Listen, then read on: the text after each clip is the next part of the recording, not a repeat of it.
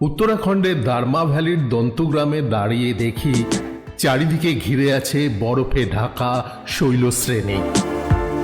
অতি মনোরম দৃশ্য। এখান থেকে 12 কিলোমিটার হেঁটে আমরা পৌঁছলাম পঞ্চচুলি বেস ক্যাম্পে।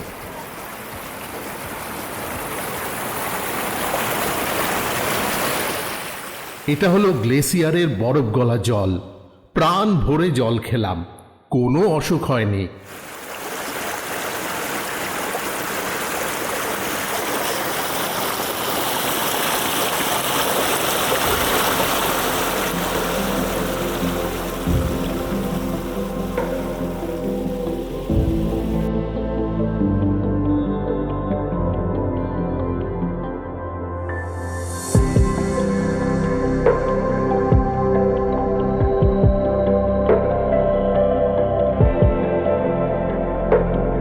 এটা একটা গ্লেসিয়ার, কোনো ময়লার স্তূপ নয়।